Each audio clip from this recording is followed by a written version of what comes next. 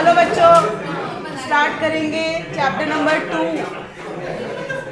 बच्चों पढ़ें, स्टार्ट करें chapter number 2 that is dynamics of competitive strategy.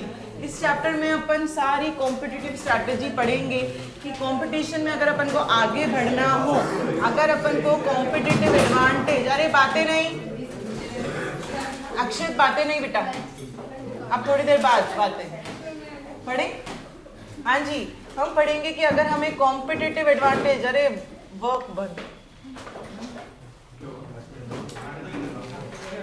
अब ऐसे में आ जाओ।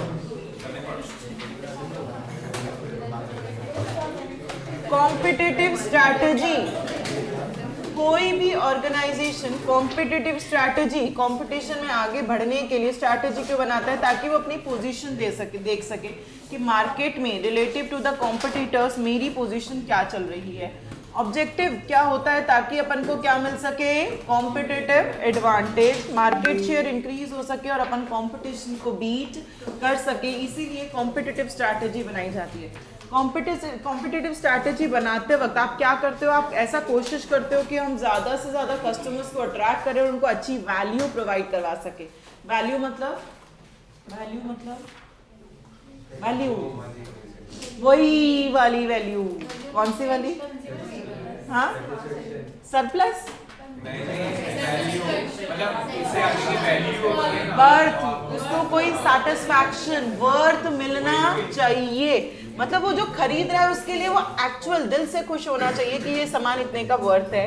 एंड हम कॉम्पिटिटिव प्रेशर को हैंडल कर सके और मार्केट पोजीशन को स्ट्रेंथन अप कर सके। तो कोई भी कॉम्पिटिटिव स्ट्रैटेजी जब आप बनाते हो तो उसके क्या एम, क्या ऑब्जेक्टिव्स होते हैं बच्चों? ऑब्जेक्टिव आपको कॉम्पिटिटिव एडवांटेज गेन करना है, आपको मार्केट में अपना शेयर बढ़ाना होता है, इसीलिए आप कॉम्पिटिटिव स्ट्रैटेजी बनाते हो। और कंपटीशन को बीट करना होता है, तभी तो आप कॉम्पिटिटिव एडवांटेज गेन कर पाओगे, इसीलिए क्या बनाते हो आप? Competitive strategy. कॉम्पिटिटिव स्ट्रैटेजी बनाते वक्त अपन क्या करते हैं? ऐसा कोशिश करते हैं कि ज्यादा से ज्यादा कस्टमर्स को अट्रैक्ट करें और उनको value, worth, benefit, satisfaction provide करवा सके। अपन कॉम्पिटिटिव प्रेशर को हैंडल कर सके और हमारी मार्केट पोजीशन को क्या कर सके? और स्ट्रेंथन अप और इंक्रीज कर सके। Then competitive landscape. लैंडस्केप का मतलब होता है आप अपने कॉम्पिटिटर को समझोगे। जब भी मैं मेरी स्ट्रैटेजी बनाऊंगी उससे पहले मेरे को समझ में आना चाहिए मार्केट में मेरे कौन कौन कॉम्पिटिटर्स हैं, उनकी क्या स्ट्रैटेजीज हैं, वो किस तरीके से काम करते हैं, उनकी क्या स्ट्रेंथ, क्या वीकनेस है, तभी मैं मेरी स्ट्रैटेजी बनाऊंगी तो मुझे कॉम्पिटिटिव एडवांटेज मिल पाएगा। तो कॉम्पिटिटिव लैंडस्केप मतलब आप अपने कॉम्पिटिटर को अंडरस्टैंड करते हैं, समझते हैं कि वो कौन है, उनका मार्केट शेयर कितना है, उनकी स्ट्रेंथ क्या है, उनके वीकनेस क्या है, चाहे वो आपके डायरेक्ट कॉम्पिटिटर्स हों चाहे इनडायरेक्ट। डायरेक्ट मतलब बिजनेस सेम, वैल्यू अलग हो सकती है, और इनडायरेक्ट मतलब इनडायरेक्ट मतलब जैसे एक रेस्टोरेंट है, एक मान लो कोई कपड़े की दुकान, कपड़े का दुकान और रेस्टोरेंट में कैसे कंपटीशन हुआ? रेस्टोरेंट और फूड पैकेट्स, रेस्टोरेंट और फूड पैकेट्स में इनडायरेक्ट कंपटीशन है या डायरेक्ट? इसमें कपड़े में रेस्टोरेंट, डायरेक्ट कॉम्पिटिटर्स कौन होते हैं? कौन बताएगा मुझे विद एन एग्जांपल? हाँ पार्थ बताओ बेटा। कोई फूड पैकेट्स में रेस्टोरेंट्स हो गए, तो अगर एक आदमी है तो वो रेस्टोरेंट ही जाएगा तो फूड पैकेट यूज करेगा, फूड पैकेट यूज नहीं करेगा तो रेस्टोरेंट। Direct competitors. और इनडायरेक्ट? वही कपड़े की दुकान में रेस्टोरेंट है, एग्जांपल 500 रुपए खर्च करने के लिए जाता है। Very good very good very good. Direct competitors कौन होते हैं? जिनका प्रोडक्ट तो क्या होता है? सेम, पर उनके प्रोडक्ट की क्या हो सकती है? वैल्यू जो है वो अलग अलग हो सकती है। डायरेक्ट कॉम्पिटिटर्स का प्रोडक्ट तो आपका क्या होता है? सेम, पर उनकी जो वैल्यू होती है वो डिफरेंट हो सकती है। जैसे कि Pepsi and Coca Cola. Pepsi and Coca Cola का जो प्रोडक्ट है वो सेम है, पर इन दोनों की वैल्यू अलग अलग हो सकती है। कोई 10 रुपए में बेच रहा है, कोई 15 रुपए में बेच रहा है। इनडायरेक्ट कॉम्पिटिटर्स कौन होते हैं? जिनके प्रोडक्ट तो क्या होते हैं? डिफरेंट, अलग अलग प्रोडक्ट्स होते हैं, बट उनकी वैल्यू अप्रोक्सीमेट क्या होगी? सेम होगी। For example iPhone and royal Enfield. IPhone भी 1 लाख रुपए का आ रहा है फॉर एग्जाम्पल, और रॉयल एनफील्ड भी खरीदने जा रहे हो तो वो आप कितने की आ रही है? 1 लाख रुपए की आ रही है। तो अगर आईफोन वालों को, कस्टमर के पास 1 लाख रुपए, अब वो या तो आईफोन खरीदेगा या रॉयल एनफील्ड खरीदेगा, तो ये दोनों क्या हो गए? एक दूसरे के इनडायरेक्ट कॉम्पिटिटर्स हो गए। तो कॉम्पिटिटिव लैंडस्केप में जो भी ऑर्गेनाइजेशंस है वो अपने कॉम्पिटिटर्स को समझेंगी, अंडरस्टैंड करेंगी कि वो कॉम्पिटिटर्स जो हैं वो डायरेक्ट है या इनडायरेक्ट कॉम्पिटिटर्स। जैसे इसमें एग्जांपल दिया है पतंजलि एंड HUL, कौन से कॉम्पिटिटर्स हैं? Direct competitors. But ITC hotels and Honda Motors कौन से हैं? इनडायरेक्ट कॉम्पिटिटर्स हैं। कॉम्पिटिटिव लैंडस्केप में अपन कॉम्पिटिटर को तो समझते ही समझते हैं, प्लस उनका विजन क्या है वो भी अंडरस्टैंड करने की कोशिश करते हैं, उनका मिशन, उनकी वैल्यू, उनकी स्ट्रेंथ, उनकी वीकनेस। बेसिकली कॉम्पिटिटर को इन डेप्थ इन्वेस्टिगेट करना, बहुत डिटेल में अंडरस्टैंड करना कॉम्पिटिटर के बारे में, ताकि उसको देखते हुए आप अपनी इफेक्टिव स्ट्रैटेजी को बना सकें। उसकी स्ट्रेंथ वीकनेस को एनालाइज कर कर जो उसमें कमियां होंगी वो अगर हम हमारी स्ट्रेंथ बना लेंगे तो हमें क्या मिल जाएगा? Competitive advantage. तो कॉम्पिटिटर को इन डेप्थ समझना, कॉम्पिटिटर डायरेक्ट है या इनडायरेक्ट, उनकी स्ट्रेंथ, उनकी वीकनेस, उनका विजन, उनका मिशन क्या है, उसको बहुत डिटेल में समझकर आप अपने लिए इफेक्टिव स्ट्रैटेजी बनाते हो, उसे क्या कहते हैं? कॉम्पिटिटिव लैंडस्केप कह देते हैं। आ रहा है बच्चों समझ में कॉम्पिटिटिव लैंडस्केप का मतलब? Steps to understand the competitive landscape. बच्चों स्टेप्स जितने भी होते हैं वो हमेशा सीक्वेंस में ही याद करने पड़ेंगे, प्लस सीक्वेंस में ही आपको लिखना है। अगर फर्स्ट नंबर वाला स्टेप है तो वो फर्स्ट पे ही आएगा, और सेकंड वाला स्टेप हमेशा सेकंड पे ही आएगा। तो कॉम्पिटिटिव लैंडस्केप के स्टेप्स क्या होते हैं? सबसे पहला स्टेप है आइडेंटिफाई करो कौन कॉम्पिटिटर्स है, मतलब उनका मार्केट शेयर कितना है, कौन कौन कॉम्पिटिटर्स हैं, किनका कितना मार्केट शेयर है। फिर उनको समझो। अब उनको समझने के लिए आप क्या करते हो? बिजनेस जो है वो रिसर्च रिपोर्ट काम में लेता है, इंटरनेट पे देखकर उनके बारे में इंफॉर्मेशन निकाल सकता है, न्यूज़पेपर पे पढ़कर, सोशल मीडिया पे पढ़कर। तो ये सब चीजों को देखकर वो ये समझ सकते हैं कि जो कॉम्पिटिटर्स हैं वो क्या प्रोडक्ट और क्या सर्विसेज मार्केट में ऑफर कर रहे हैं, उनके क्या प्रोडक्ट एंड क्या सर्विसेज है। पहले तो देखिए ये कॉम्पिटिटर्स हैं, फिर समझा कि उनके क्या क्या प्रोडक्ट्स और क्या क्या सर्विसेज हैं। फिर determine the strength of the competitor, उनमें इनहेरेंट कैपेबिलिटी क्या है, क्या स्ट्रेंथ है, क्या अच्छा करते हैं वो, क्या वो अच्छा सामान बेच रहे हैं, क्या उनकी मार्केटिंग अच्छी है, कस्टमर उनसे ही सामान क्यों खरीदता है। अपन इन सारे क्वेश्चंस के आंसर जानने की कोशिश करते हैं कि उनके अंदर स्ट्रेंथ क्या क्या है, वो क्या अच्छा कर रहे हैं, क्या वो अच्छा सामान बेच रहे हैं या उनकी मार्केटिंग अच्छी है, कस्टमर उन्हीं से सामान क्यों खरीदता है। तो इससे अपन को कुछ क्वेश्चंस के आंसर मिलते हैं कि उनकी फाइनेंशियल पोजीशन क्या है, उनको कॉस्ट प्राइस एडवांटेज क्यों क्या मिल रहा है, वो अगला कदम उनका क्या होने वाला है, वो अगला कदम क्या उठाने वाले हैं, एंड उनका डिस्ट्रीब्यूशन नेटवर्क कैसा है और ह्यूमन रिसोर्स स्ट्रेंथ कैसी है। तो strength, determine the strength of the competitors. बच्चों स्ट्रेंथ में क्या क्या देखा अपन ने, उनकी स्ट्रेंथ क्या है, और बोलो बोलो बोलो उनकी स्ट्रेंथ क्या है, क्या अच्छा दे रहे हैं, क्या उनकी मार्केटिंग अच्छी है, क्या उनका प्रोडक्ट अच्छा है, कस्टमर उनसे ही सामान क्यों खरीद रहा है। इससे कुछ क्वेश्चंस के आंसर मिलते हैं कि उनकी फाइनेंशियल पोजीशन क्या है, उनका डिस्ट्रीब्यूशन नेटवर्क, उनका ह्यूमन रिसोर्स का कितना स्ट्रेंथ है, और क्या अगला क्या कदम उठाने वाले हैं, और उनको कॉस्ट प्राइस एडवांटेज क्या मिल रहा है। अभी अपन कॉम्पिटिटर के बारे में देख रहे हैं, उनकी स्ट्रेंथ पता लगा ली, तो नेक्स्ट स्टेप क्या कहता है, उनकी वीकनेस जानो। वीकनेस आपको कहां से मिलेगी? रिपोर्ट्स, कंज्यूमर की जो रिपोर्ट्स और रिव्यूज होते हैं उनको देखकर वीकनेस पता चलती है। कोई भी कस्टमर जो होता है उसको अगर कोई सामान बहुत ज्यादा पसंद आता है या बहुत ज्यादा खराब लगता है तो वो उसके बारे में ओपिनियन जरूर देगा। बहुत ज्यादा हल्की सर्विसेज, अगर अपने कोई फ्लाइट पे ट्रैवल कर रहे हो, बहुत ज्यादा उन्होंने आपको परेशान कर दिया ड्यूरिंग द ट्रैवल, तो आप उसके बारे में कहीं ना कहीं पोस्ट जरूर करोगे, आप अपना फ्रस्ट्रेशन उनके बारे में निकालोगे। या कोई सामान आपको बहुत बहुत बहुत ज्यादा पसंद आता है तो भी आप उसकी बड़ाई कहीं ना कहीं करोगे। तो वो सारे रिपोर्ट्स और रिव्यूज देखकर अपन को पता चल जाएगा कि कॉम्पिटिटर में कमियां क्या क्या है, कहां वो लैक करता है। लास्ट स्टेप क्या है, put all the information together. आपने जितनी भी इंफॉर्मेशन इकट्ठी की कि कौन कौन कॉम्पिटिटर्स हैं, वो क्या सामान बेचते हैं, उनकी क्या स्ट्रेंथ है और क्या वीकनेस, उन सबको एक जगह इकट्ठा करो। इकट्ठा करके क्या होगा बच्चों, ये पता चल जाएगा कि वो कहां लैक कर रहे हैं।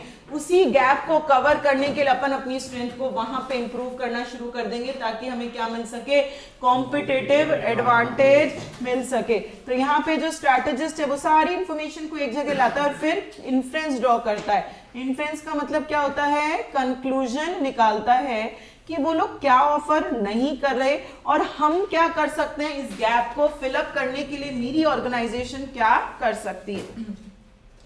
ये सारी इंफॉर्मेशन देखकर अपन को ये भी पता चल जाएगा अपन को अपने आप में और कहाँ कहाँ इंप्रूवमेंट की जरूरत है। उसकी स्ट्रेंथ देखकर मुझे पता चल जाएगा मुझे भी अपने आप को यहाँ यहाँ इंप्रूव करना है। उसकी वीकनेस देखकर मुझे ये पता चल जाएगा कि मैं ये गैप कवर कर सकती हूँ। उसकी जो कमियां है उसको मैं दूंगी मार्केट में तो मेरी कॉम्पिटिटिव एडवांटेज मिल जाएगा। तो इसमें कुछ क्वेश्चंस के आंसर मिलते हैं कि हम इस बिजनेस की इंफॉर्मेशन का करेंगे क्या, हमें और कहाँ इंप्रूवमेंट की जरूरत है, उसकी कमियों का फायदा हम कैसे उठा सकते हैं। तो ये सारे 5 स्टेप्स होते हैं कॉम्पिटिटिव लैंडस्केप के। कॉम्पिटिटिव लैंडस्केप का मतलब क्या होता है, understand the competitors, analyse of competitors कि वो डायरेक्ट है या इनडायरेक्ट कॉम्पिटिटर्स है। डायरेक्ट मतलब पतंजलि HUL, इनडायरेक्ट मतलब होटल्स और क्या दिया इसने, होंडा मोटर्स। अपन उनको उनकी वो क्या प्रोडक्ट क्या सर्विस बेचते हैं उसके अलावा अपन देखेंगे उनका विजन, उनका मिशन, उनकी स्ट्रेंथ और उनकी वीकनेस। उनको इन डेप्थ बहुत डिटेल में समझेंगे कि कौन कॉम्पिटिटर्स हैं, उनकी क्या स्ट्रेंथ है, क्या वीकनेस है, क्या विजन है, क्या मिशन है, ताकि अपन अपने आप को इंप्रूव करें और जो उनकी कमियां होंगी उस पर अपन काम करेंगे, उसका फायदा अपन उठाएंगे तो हमें क्या मिल जाएगा, कॉम्पिटिटिव एडवांटेज मिल जाएगा। फर्स्ट स्टेप क्या है बच्चों, आइडेंटिफाई द कॉम्पिटिटर्स कि उनका मार्केट शेयर कितना है, कौन कौन है और कितना मार्केट शेयर है। देन अंडरस्टैंड, उनको समझो। समझोगे कैसे, न्यूज़पेपर्स, मैगजीन्स, रिपोर्ट्स, इन सबको देखकर अपन उनको समझेंगे कि वो क्या प्रोडक्ट और क्या सर्विसेज मार्केट में ऑफर करते हैं। फिर थर्ड स्टेप क्या है, strength, determine the strength of the competitor. Strength में कुछ क्वेश्चंस के आंसर मिल रहे हैं आपको, क्या क्या क्वेश्चन के आंसर मिल रहे हैं कि उनकी स्ट्रेंथ क्या है, वो क्या अच्छा कर रहे हैं, क्या उनका प्रोडक्ट अच्छा है, क्या उनकी मार्केटिंग अच्छी है, कस्टमर उनसे ही सामान क्यों खरीदता है। इससे अपन को कुछ क्वेश्चंस के आंसर मिल रहे हैं कि उनकी फाइनेंशियल पोजीशन क्या है, उनको क्यों कॉस्ट प्राइस एडवांटेज मिल रहा है, वो अगला कदम क्या उठाने वाले हैं, उनका डिस्ट्रीब्यूशन नेटवर्क अच्छा है या उनका ह्यूमन रिसोर्स अच्छा है। फिर सारी वीकनेस को फाइंड आउट करो। वीकनेस भी अपन रिव्यूज और रिपोर्ट्स को देखकर, क्योंकि कंज्यूमर को अगर कोई सामान बिल्कुल पसंद नहीं आता तो उसके बारे में वो अपना ओपिनियन जरूर देगा, उसको देखकर अपन पता लगा लेंगे कि वो लैक कहाँ करते हैं। फिर put all the information together, ये जितनी भी इंफॉर्मेशन थी इन सबको एक जगह किया, उससे ये पता चल गया कि उनकी क्या कमियां हैं ताकि मैं उनका फायदा उठा सकूं और मुझे अपने आप को कहां कहां और इम्प्रूव करने की जरूरत है। तो इससे कुछ क्वेश्चंस के आंसर मिले कि मुझे अपने आप को कहां इम्प्रूव करना है और उसकी कमियों का मैं फायदा कैसे कैसे उठा सकती हूँ। तो क्या थे बच्चों 5 स्टेप्स, नाम नाम बोलो। आइडेंटिफाई द कॉम्पिटिटर, उसमें अपन ने क्या देखा, उनका मार्केट शेयर कौन है प्लस उनका मार्केट शेयर। सेकेंड पॉइंट क्या था, अंडरस्टैंड द कॉम्पिटिटर्स, उसमें देखते हैं कि उसमें सोशल मीडिया, रिपोर्ट्स, न्यूज़पेपर्स देखकर पता लगाएंगे कि उनकी क्या प्रोडक्ट्स और क्या सर्विसेज वो ऑफर करते हैं मार्केट में। Next, strength of the competitors, strength में क्या क्या देखेंगे, उनकी क्या स्ट्रेंथ है, वो क्या अच्छा दे रहे हैं, क्या उनका प्रोडक्ट अच्छा है, क्या उनकी मार्केटिंग अच्छी है, कस्टमर उनसे ही सामान क्यों खरीद रहा है। इससे कुछ क्वेश्चंस के आंसर मिल रहे हैं, उनकी फाइनेंशियल पोजीशन क्या है, कॉस्ट प्राइस एडवांटेज उसको क्या मिल रहा है, वो अगला कदम क्या उठाने वाला है, क्या उसका डिस्ट्रीब्यूशन अच्छा है, क्या उसका ह्यूमन रिसोर्स अच्छा है। टोटल ये 10 पॉइंट्स हैं बच्चों स्ट्रेंथ के। वापस बोलते हैं, देखो आपको कितना याद है। पहला, उनकी स्ट्रेंथ क्या है, वो क्या अच्छा ऑफर कर रहे हैं। अब अच्छे में 2 पॉइंट्स आ गए, क्या उनका प्रोडक्ट अच्छा है या मार्केटिंग अच्छी है, और वो अगला कदम क्या उठाने वाले हैं। फिर इससे कुछ क्वेश्चंस के आंसर मिले, उनकी financial position, cost price advantage, next step उनका डिस्ट्रीब्यूशन नेटवर्क और उनका ह्यूमन रिसोर्स का स्ट्रेंथ। फिर determine the weakness of the competitor. Consumer को कोई सामान बिल्कुल पसंद नहीं आएगा तो वो अपनी रिव्यूज और रिपोर्ट्स में अपना ओपिनियन जरूर लिखेगा, उससे अपन को पता चल जाएगा वो कहाँ लैग करते हैं। Then put all the information together. अब स्ट्रैटेजिस्ट क्या करेगा, कंक्लूजन, सारी इंफॉर्मेशन को इकट्ठा करेगा, फिर कंक्लूजन ड्रॉ करेगा, क्या कि मुझे अपने आप को और कहाँ इंप्रूव करना है और उसकी कमियों का मैं कहाँ कहाँ फायदा उठा सकती हूँ, उसके गैप्स को मैं कैसे कवर कर सकती हूँ ताकि मुझे कॉम्पिटिटिव एडवांटेज मिल सके। तो इसमें कुछ क्वेश्चंस के आंसर मिले लाइक मुझे कहाँ इंप्रूव करना है और उसकी कमियों का मैं एक्सप्लॉइट फायदा कैसे उठा सकती हूँ। समझ में आ गया। कॉम्पिटिटिव लैंडस्केप मतलब अंडरस्टैंड द कॉम्पिटिटर्स की वो डायरेक्ट है या इनडायरेक्ट, उनका विजन जानना, मिशन जानना, स्ट्रेंथ जानना, वीकनेस जानना, उनको इन डेप्थ इन्वेस्टिगेट करना, फिर उसके अकॉर्डिंग आप अपनी इफेक्टिव स्ट्रेटजी बनाकर उसको इंप्लीमेंट करते हैं। ठीक है, नेक्स्ट टॉपिक अपन पढ़ेंगे स्ट्रेटजी एनालिसिस।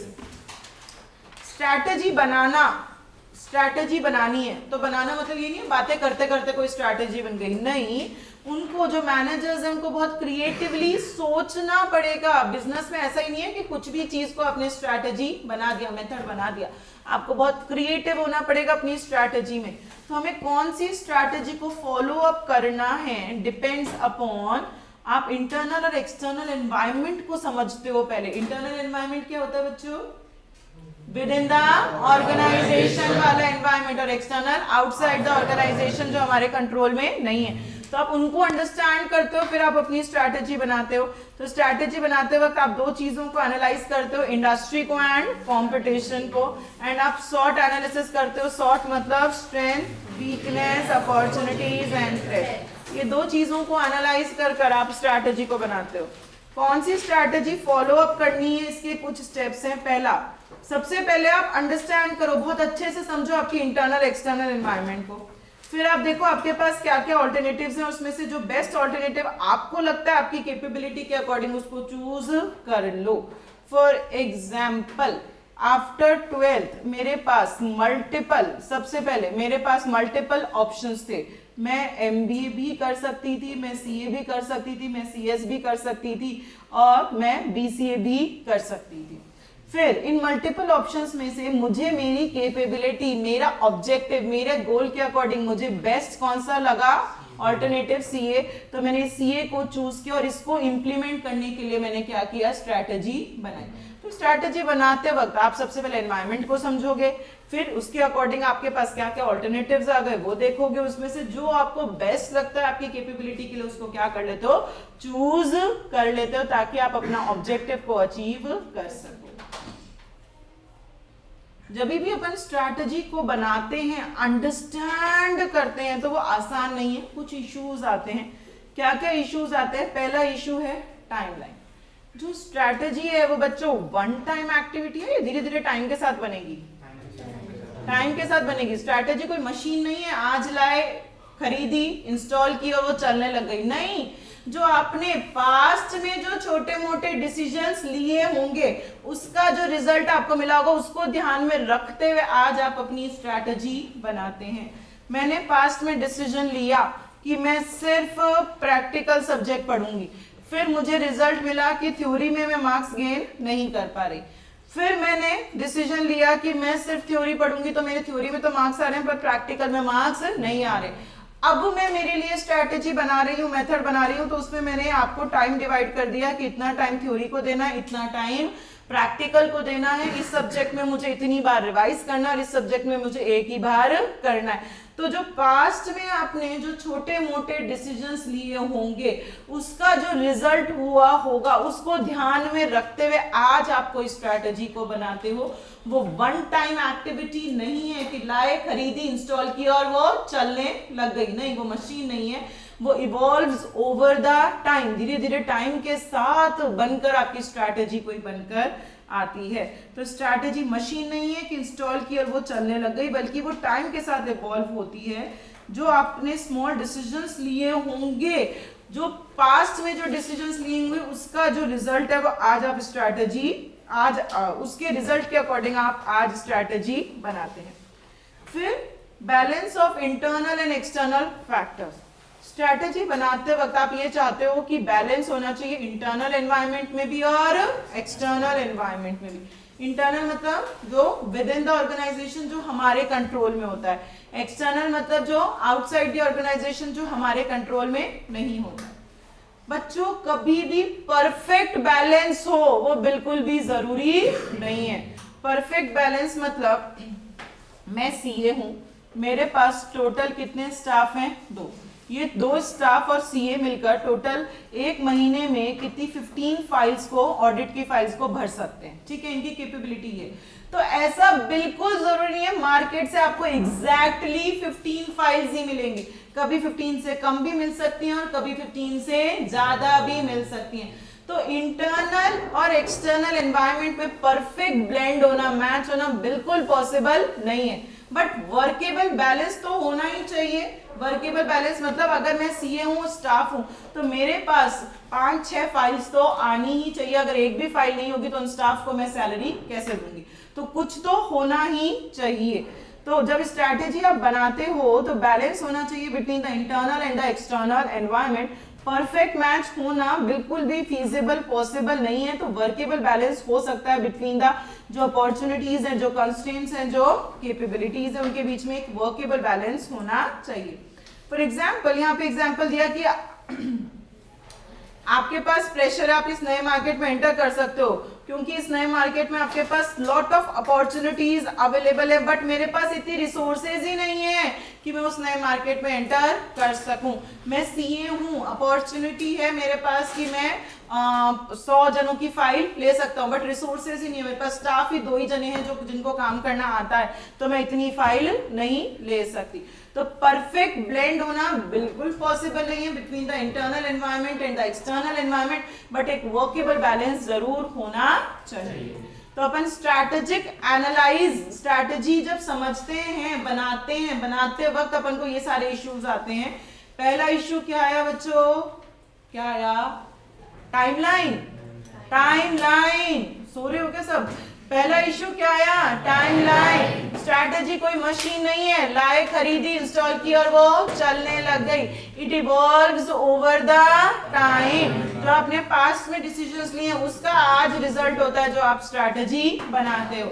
सेकंड क्या है issue? Balance between internal and external environment. Perfect balance होना बिल्कुल पॉसिबल नहीं है, तो एक वर्केबल बैलेंस दोनों में होना चाहिए। थर्ड इश्यू क्या है इसका? रिस्क। बिजनेस को रिस्क होता है नहीं होता? क्यों? क्योंकि बिजनेस एनवायरनमेंट में काम करता है और एनवायरनमेंट कैसा है? Uncertain, dynamic, complex. उसमें कभी भी कंपटीशन आ जाएगा, कभी बूम आ जाएगा, कभी रिसेशन, कभी टेक्नोलॉजी चेंज, कुछ भी हो सकता है एनवायरनमेंट के अंदर। तो आपको बिजनेस के अंदर बहुत सारे तरीके के रिस्क हो सकते हैं, तो अपन को वो रिस्क और उनका क्या कॉन्सिक्वेंस होगा वो अपन को समझना चाहिए। ये जो शॉर्ट टर्म और लॉन्ग टर्म, ये आपको रिस्क बता रखे हैं, ये रिस्क हो सकते हैं, ये एग्जाम्पल्स हैं, तो आप ये रीड कर लेना और इनको अपन अपने आंसर में यूज कर सकते हैं। ये आप रीड कर लेना, ठीक? हाँ जी, रिस्क 4 तरीके के हो सकते हैं, internal, external, short term and long term. अरे थक गए? सुनते सुनते थक गए? मैं बोलते बोलते नहीं थकी।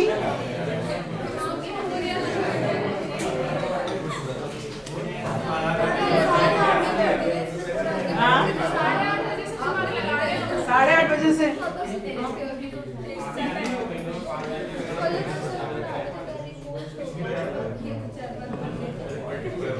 हाँ जी बच्चों, रिस्क 4 तरीके के होते हैं, internal, external, short term and long term.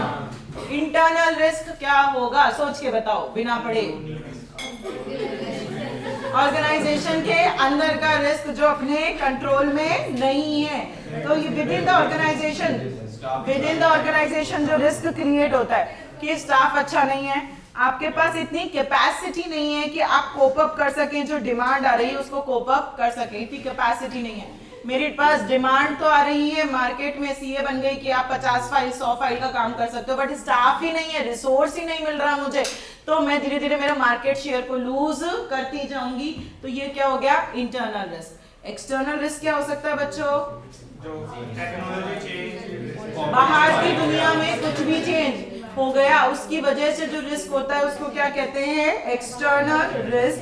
कि आपने जो टेक्नोलॉजी सेलेक्ट की वो ऑब्सोलीट हो गई, इतना सारा इन्वेस्टमेंट किया आपने टेक्नोलॉजी में और वो जल्दी से ऑब्सोलीट हो गई, तो वो क्या हो गया, external risk. Short term risk क्या होगा, शॉर्ट टर्म इम्पैक्ट थोड़े समय के लिए पड़ेगा।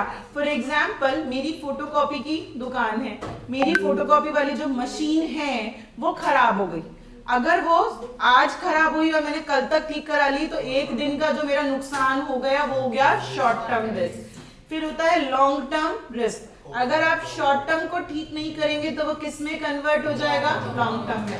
मैंने मेरी मशीन आज भी ठीक नहीं कराई, 1 महीने तक ठीक नहीं कराई, तो जो मेरे परमानेंट कस्टमर्स थे वो मेरे परमानेंट रहेंगे या नहीं, नहीं, वो ऑब्वियसली कुछ और ढूंढ लेंगे अपना ऑल्टरनेट। 2 दिन तो वो मेरा वेट कर सकते हैं, तीसरे दिन कोई मेरा वेट नहीं करेगा। तो अगर आप शॉर्ट टर्म रिस्क को तुरंत ठीक नहीं कर लेते तो वो किस में कन्वर्ट हो जाता है, लॉन्ग टर्म रिस्क में, जिसका इम्पैक्ट ज्यादा डेंजरस होता है टू द ऑर्गेनाइजेशन। तो आपको शॉर्ट टर्म रिस्क तुरंत ठीक कर देना चाहिए ताकि वो लॉन्ग टर्म रिस्क में कभी भी कन्वर्ट ना हो सके। हाँ जी, बातें हो गई, अच्छा कुछ और चल रहा था।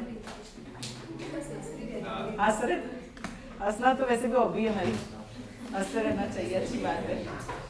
हाँ जी बच्चों, इश्यूज क्या है, स्ट्रेटेजिक एंड अक्षत को कुछ बोलना, बोलो बोलो बोलो, आप बोलो, आपको बोलना था, आप सोच रहे थे।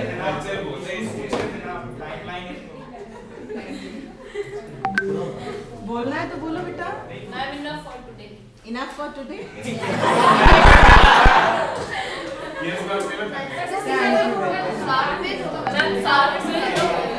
चलो रिवाइज करते हैं।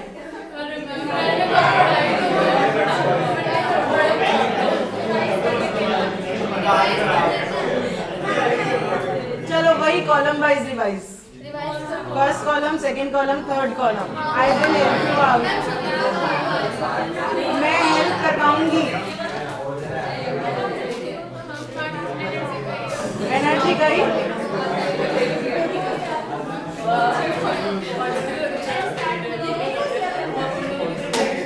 जिस कॉलम की थ्रू आउट द रिविजन सबसे ज्यादा एनर्जी रहेगी, अरे सुन लो, आपके फायदे की बात कर रही हूँ,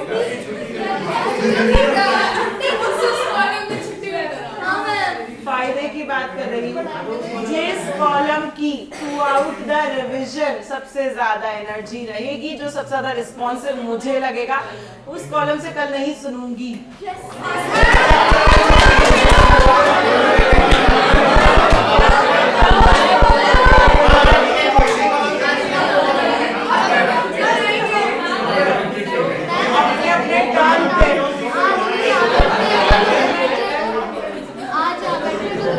बता देना कल हम इस कॉलम में थे, ठीक है, स्टार्ट करें।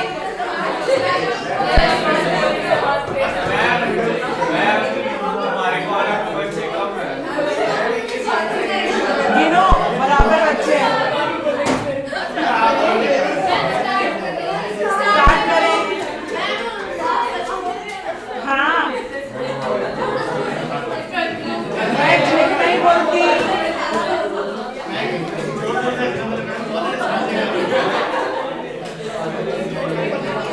चलो बच्चों स्टार्ट करें, यहाँ से कहाँ से,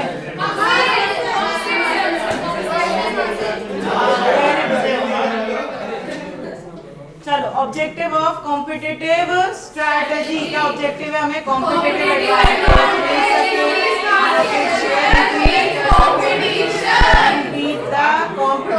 सिर्फ देखकर नहीं बोलना, अपना दिमाग यूज कर कर बोलना है। हाँ जी, मूव्स क्या क्या होते हैं कॉम्पिटिटिव स्ट्रैटेजी बनाते हुए? Attract the customer, competitive pressure को हैंडल कर सकें।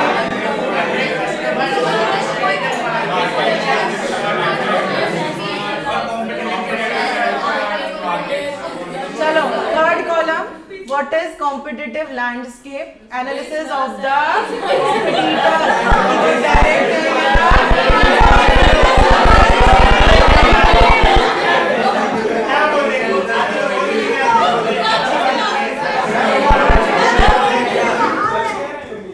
वापस स्टार्ट करें, चलो। हाँ जी, लंबी लाइन आ गई तुम्हारे मेरे साथ सिंग करो, मेरे साथ, उसके साथ नहीं, इंग्लिश नहीं बोलिए, मेरे साथ सिंग करो, जो दिमाग को याद है वो बोलो। हाँ जी, कॉम्पिटिटिव लैंडस्केप मतलब अंडरस्टैंड द कॉम्पिटिटर, कि वो डायरेक्ट है या इनडायरेक्ट, उनका विजन जानना, मिशन जानना, स्ट्रेंथ जानना, वीकनेस जानना। इन डेप्थ इन्वेस्टिगेट करेंगे कॉम्पिटिटर्स को, ताकि हम उसके अकॉर्डिंग हमारी इफेक्टिव स्ट्रैटेजी बना सकें। हाँ जी, स्टेप्स ऑफ कॉम्पिटिटिव लैंडस्केप। पहला स्टेप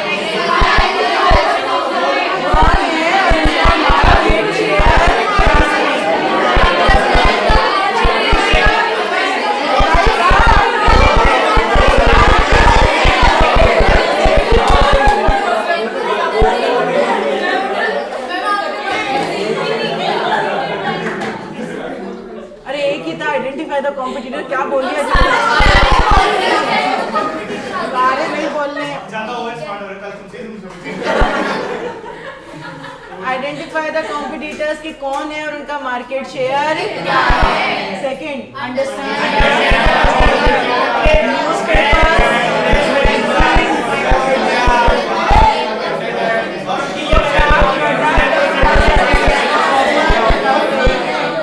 थर्ड, बच्चों, determine the strength of the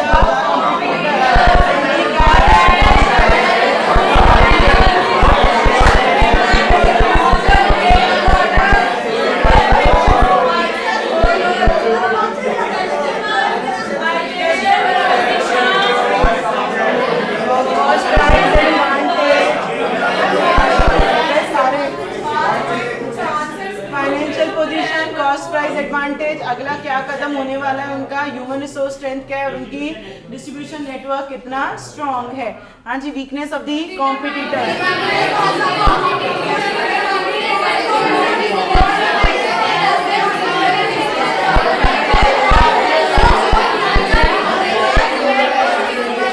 consumer अपना ओपिनियन जरूर देगा, अगर उसको कोई सामान पसंद नहीं आता तो उसकी रिपोर्ट्स और रिव्यूज को देखकर पता चलेगा कि वो कहाँ पे लैग कर रहे हैं। Then put all the information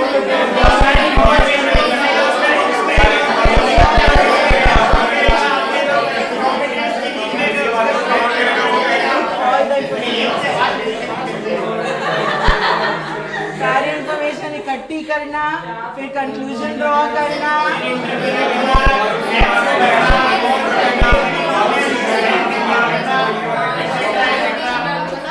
ठीक है, ठीक है, ठीक है, ठीक है।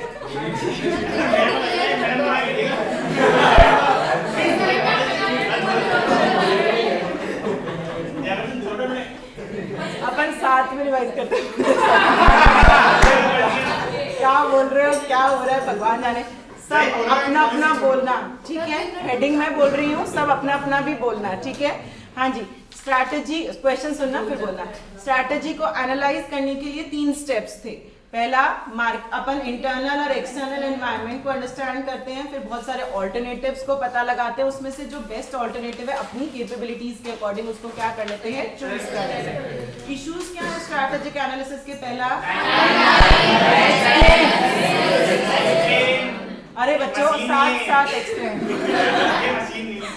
टाइमलाइन मतलब स्ट्रैटेजी मशीन नहीं है, इंस्टॉल नहीं करेंगे, it evolves over the time.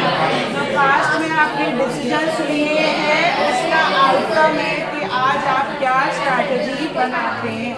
then balance between internal and the external environment. Perfect balance होना possible नहीं है, तो workable balance होना चाहिए. Then risk, क्योंकि हम environment में work करते हैं, environment uncertain है, तो risk आ जाएगा. 4 तरीके के रिस्क थे, इंटरनल, एक्सटर्नल. इंटरनल मतलब कि मेरी कैपेसिटी नहीं है वो डिमांड को कोप अप करने के लिए, तो मेरा मार्केट शेयर कम हो जाएगा. एक्सटर्नल मतलब टेक्नोलॉजी जो चूज की है वो ऑब्सोलीट हो गई. शॉर्ट टर्म मतलब इम्पैक्ट थोड़े समय के लिए पड़ेगा.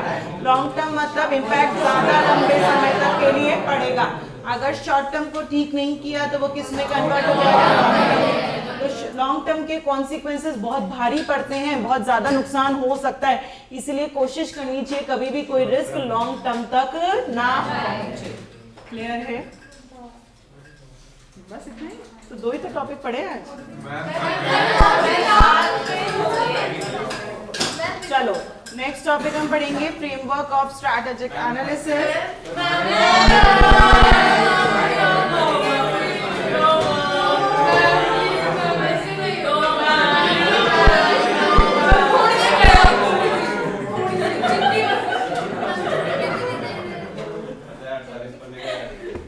चलो पढ़े फ्रेमवर्क फॉर स्ट्रैटेजिक एनालिसिस. बच्चों फ्रेमवर्क का मतलब क्या होता है? स्टेप्स. आपको अगर फ्रेमवर्क पूछा जाएगा एग्जाम में तो हो सकता है ये क्वेश्चन पूछे तो वो 6 मार्क का पूछ ले, तो आपको एज इट इज ये टेबल याद करनी पड़ेगी. स्टेप्स है मतलब ये. स्ट्रैटेजी को एनालाइज करने के लिए अपन ने पढ़ा है, पहले क्या करते हैं अपन, इंटरनल और एक्सटर्नल एनवायरनमेंट को अंडरस्टैंड करते हैं. एक्सटर्नल मतलब जो बाहर के हैं. बाहर का कौन है? कस्टमर. आप कस्टमर को समझोगे क्या क्या? कस्टमर का सेगमेंट. कस्टमर सेगमेंट्स मतलब कस्टमर का टाइप, कि वो गर्ल है कि वो बॉय है, वो एज ग्रुप क्या है उसका, कस्टमर का कहाँ से वो कस्टमर बिलोंग करता है, उसको कैसे मोटिवेशन मिलता है, उसको कोई सामान फ्री मिलता है तो मोटिवेशन मिलता है, या कोई सामान सस्ता मिलता है तो मोटिवेशन मिलता है, कैसे मिलता है, उसकी अनमेट डिमांड्स कौन सी हैं, ऐसी कौन सी जरूरतें हैं जो उसको चाहिए थी और अभी तक पूरी नहीं हो पाई. तो एक्सटर्नल में सबसे पहले अपन कस्टमर को समझेंगे कि क्या सेगमेंट है, उनको मोटिवेशन कैसे मिल रहा है और उनकी अनमेट डिमांड्स क्या रह गई अभी तक. फिर अपन किसको अंडरस्टैंड करेंगे? कॉम्पिटिटर को अंडरस्टैंड करेंगे. कस्टमर के बाद किसको अंडरस्टैंड कर रहे हो? कॉम्पिटिटर को अंडरस्टैंड कर रहे हो. कॉम्पिटिटर में बच्चों क्या क्या देखोगे? उसकी स्ट्रेंथ, उसकी वीकनेस, उसका विजन, उसका मिशन.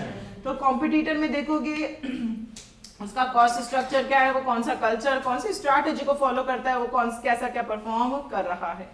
फिर आप मार्केट को समझोगे कि मार्केट का आपका साइज क्या है, ग्रोथ कितनी है, प्रॉफिटेबिलिटी क्या, उस मार्केट में कोई एंट्री बैरियर्स लगे हुए हैं या नहीं. एंट्री बैरियर्स क्या होते हैं?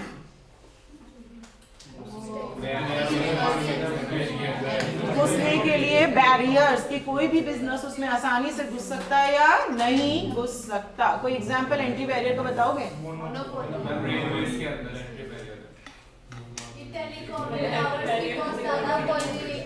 कॉस्ट ज्यादा आती है, कैपिटल ज्यादा चाहिए किसी भी चीज के लिए, तो वो भी एक एंट्री बैरियर हो सकता है. ठीक है.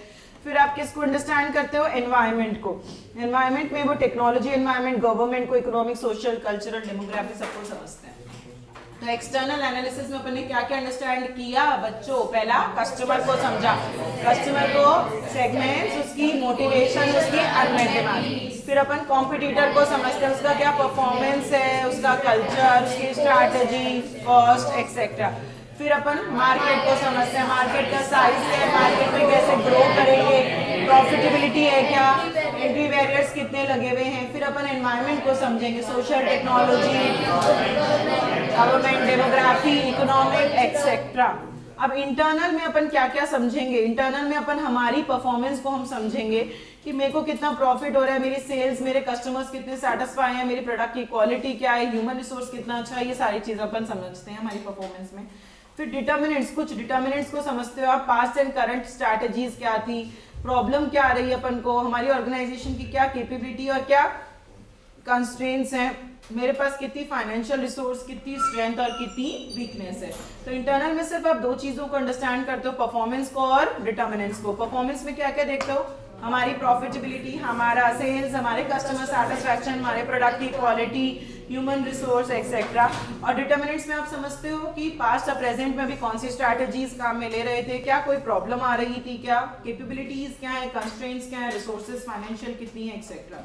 तो एक्सटर्नल एनवायरनमेंट से आपको क्या पता चलता है बच्चों, अपॉर्चुनिटीज एंड थ्रेट्स। और इंटरनल से आपको क्या पता चलता है, स्ट्रेंथ एंड वीकनेस। ये सब समझने के बाद आप क्या करते हो, मल्टीपल ऑल्टरनेटिव्स देखते हो, आपको मल्टीपल ऑल्टरनेटिव्स मिल जाते हैं। लाइक ऑल्टरनेटिव हो सकता है ये सब देखने के बाद कि यहाँ पे तो पैसा अपन को इन्वेस्ट कर देना चाहिए, यहाँ से पैसा अपन को डाइवेस्ट कर देना चाहिए, डाइवेस्ट मतलब निकाल लेना चाहिए, इससे इस प्रोडक्ट को मिक्स कर देना चाहिए। इस तरीके के अपन को ऑल्टरनेटिव्स मिल सकते हैं बिजनेस को।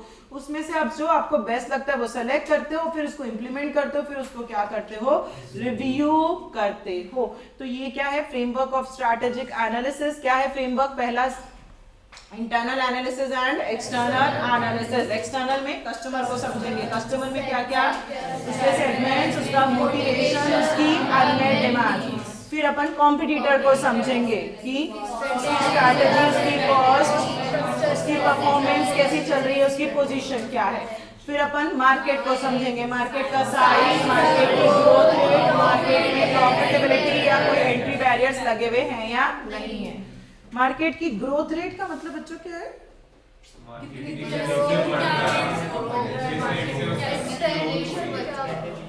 Growth rate. अभी देखो कोई भी बिजनेस हो, इंसान हो, प्रोडक्ट हो, मार्केट हो, इंडस्ट्री हो, लाइफ साइकिल में 4 स्टेजेस होती हैं। पहली स्टेज होती है इंट्रोडक्शन, फिर होती है आपकी ग्रोथ स्टेज, फिर होती है आपकी मैच्योरिटी स्टेज और फिर होती है आपकी डिक्लाइन स्टेज। जैसे कि आज हम अपन इंसानों की बात करें तो शुरू में बच्चा पैदा होता है, इंट्रोडक्शन स्टेज, फिर वो धीरे धीरे बढ़ता है, उसकी ग्रोथ स्टेज, फिर एक टाइम के बाद 40s में आकर आप थोड़े से स्टेबल हो जाते हो, मैच्योरिटी, और फिर डिक्लाइन, आपका बुढ़ापा आता है, जो पहले आप में एनर्जी थी वो भी सारी कम होना शुरू हो जाती है। वैसे ही कोई भी जो प्रोडक्ट होता है वो शुरू में लॉन्च होता है मार्केट के अंदर, फिर धीरे धीरे मार्केट के लोग उस प्रोडक्ट को जानना शुरू करते हैं, उसको पकड़ना शुरू करते हैं, तो उसकी ग्रोथ होती है, फिर धीरे धीरे स्पीड पकड़ती है। फिर एक टाइम के बाद वो प्रोडक्ट क्या हो जाता है, आपका मेच्योर हो जाता है, स्टिफ कंपटीशन हो जाता है। अब आप ना तो आगे बढ़ पा रहे और आपका मन है कि हम वहीं पे एटलीस्ट रह जाएं, और फिर धीरे धीरे नया प्रोडक्ट आता है तो आपके प्रोडक्ट की क्या हो जाती है, मार्केट में डिमांड कम होना शुरू हो जाती है। तो यही समझ रहे हैं अपन की जो मार्केट है वो भी इंट्रोडक्शन स्टेज में, ग्रोथ में, या मैच्योरिटी या फिर डिक्लाइन स्टेज में है। देन इसके अंदर अपन ने एनवायरमेंटल एनालिसिस। एनवायरमेंट में क्या है बच्चों, एनवायरमेंट में क्या समझोगे, social, technology, political, demography, economic etcetera. Internal analysis में क्या क्या अंडरस्टैंड करोगे, परफॉर्मेंस को एनालाइज करोगे, हमारी प्रॉफिटेबिलिटी, मेरा सेल्स, मेरे कस्टमर सेटिस्फैक्शन, मेरी प्रोडक्टिविटी, क्वालिटी एक्सेट्रा। डिटर्मिनेंट्स में क्या क्या समझोगे कि पास्ट में, प्रेजेंट में करंट स्ट्रैटेजीज क्या थी, क्या प्रॉब्लम आ रही थी, कितनी फाइनेंशियल रिसोर्स हैं, क्या कंस्ट्रेंट्स मुझे फेस करने पड़ रहे हैं, ये सारी चीजें समझोगे। एक्सटर्नल से क्या मिलेगा, अपॉर्चुनिटीज और थ्रेट्स। इंटरनल से क्या मिलेगा, स्ट्रेंथ एंड वीकनेस। इन सबको मिलाकर अपन को मल्टीपल ऑल्टरनेटिव्स मिलेंगे, उसमें से बेस्ट को चूज कर लेंगे, उसको इंप्लीमेंट करेंगे और उसको रिव्यू करेंगे। रिव्यू मतलब चेक करेंगे कि जो सही, जो चल रही है वो सही चल रही है, नहीं चल रही है, उसमें कोई करेक्टिव एडजस्टमेंट्स की जरूरत है। ठीक है, समझ में आ गया। तो आज हमने 3 टॉपिक्स पढ़ लिए, basically competitive landscape, issues in strategic analysis and framework of strategic analysis. इतना ही पढ़ेंगे आज, बाकी का कल।